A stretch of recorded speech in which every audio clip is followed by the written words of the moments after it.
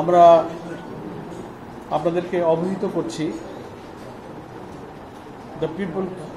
The Republic of কোরিয়ার সম্মানিত ambassador his Excellency's ambassador mister park young-sick, তিনি বাংলাদেশ জামাত ইসলামীর সম্মানিত আমির ডক্টর শফিকুর রহমানের সঙ্গে আমাদের দলীয় কার্যালয়ে সৌজন্য সাক্ষাতে এসেছিলেন।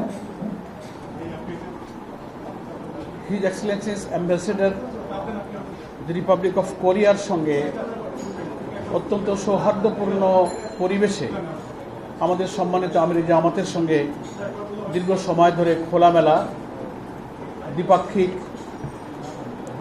অর্থনৈতিক, বাণিজ্যিক এবং দেশের নিজেদের পরিবেশ সম্পর্কে খুব চমৎকার আলোচনা হয়েছে।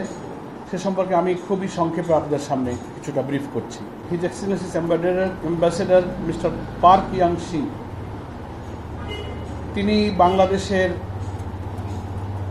অগ্রসরমান উন্নয়নশীল অর্থনীতির দিকে খুবই ইঙ্গিত করেছেন যে একটা সম্ভাবনাময় অর্থনীতির দেশ হচ্ছে বাংলাদেশ।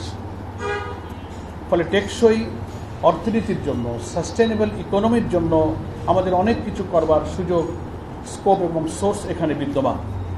বিশেষ করে তিনি তৈরি পোশাক শিল্পের যে সম্ভাবনা, আমাদের বিশ্বের একটা প্রধান তৈরি পোশাক শিল্পের রপ্তানিকারক দেশ হিসেবে বাংলাদেশের সারা দুনিয়াতে সম্ভাবনার কথা তিনি উল্লেখ করেছেন। সেক্ষেত্রে আমাদের এই রপ্তানি শুল্ক অর্থাৎ ট্যারিফ সম্পর্কে বাংলাদেশের বিদ্যমান সমস্যাটা যাতে দ্রুত সমাধান করা যায় সে সম্পর্কে তিনি আশাবাদ ব্যক্ত করেছেন। আমরাও আশাবাদ করেছি।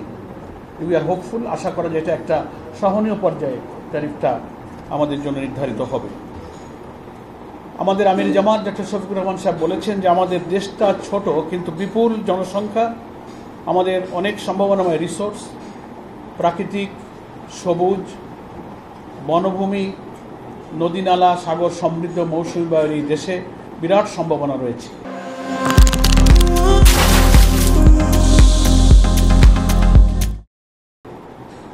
আমরা যদি সৎ নেতৃত্ব এবং একটি সুষ্ঠু দেশ গঠনের জন্য আগামী নির্বাচনে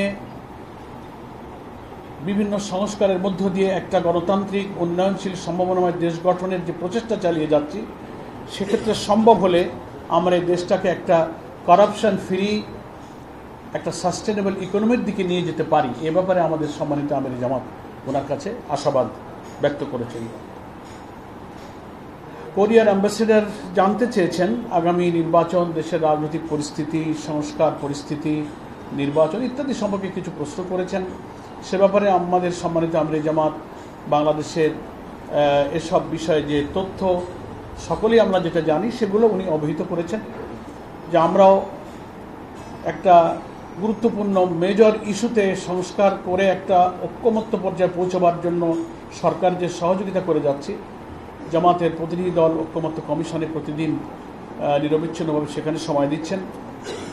আমরা আশা করি একটা ঐক্যমতের ভিত্তিতেই আগামী নির্বাচনে একটা সুষ্ঠু নিরপেক্ষ নির্বাচনের পরিবেশ ইনশাল্লাহ তৈরি হবে।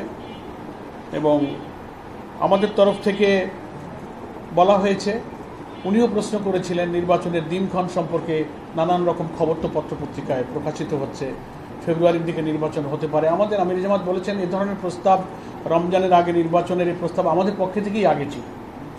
তো সেই সব বিষয়গুলো খুব খোলামেলা আলোচনা হয়েছে।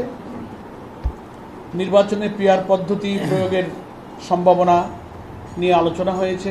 সেখানে আমাদের পক্ষ থেকে সম্মানিত অ্যাম্বাসেডরকে অবহিত করা হয়েছে যে বাংলাদেশের ভোটারদের বেশিরভাগ প্রতিনিধিত্বকারী যে সমস্ত রাজনৈতিক দল তারা পিআর পদ্ধতির পক্ষে। ফলে এটা যে কালো টাকা, পেশি শক্তি থেকে নির্বাচনকে রক্ষা করে, মনোনয়ন বাণিজ্য থেকে রক্ষা করে একটা কোয়ালিটি পার্লামেন্ট দিতে গেলে এবং প্রত্যেকটি ভোটারের যথাযথ মূল্যায়ন করতে গেলে পিআর পদ্ধতি হচ্ছে একটি উপযুক্ত পদ্ধতি। এ সম্পর্কে ঘরোয়া আমাদের দৃষ্টিভঙ্গিটা তিনি সেখানে উল্লেখ করেছেন। এই মোটামুটি এইসব বিষয়ে আলোচনা হয়েছে। এবং কোরিয়া, চীন, জাপান, পার্শ্ববর্তী সব দেশগুলো আমাদের যে উন্নয়ন অংশীদার, তার মধ্যে কোরিয়াও আমাদের একটা অন্যতম উন্নয়ন অংশীদার। তার সাথে দ্বিপাক্ষিক ব্যবসা বাণিজ্য, শিল্প, অর্থনীতি, বিনিয়োগ ইত্যাদির সম্ভাবনা নিয়ে আমাদের মধ্যে আমির জামাতের সঙ্গে সম্মানিত অ্যাম্বাসেডর মিস্টার পার্ক ইয়াংসিংয়ের সঙ্গে খুব গুরুত্বপূর্ণ সৌহার্দ্যপূর্ণ খোলামেলা আলোচনা হয়েছে।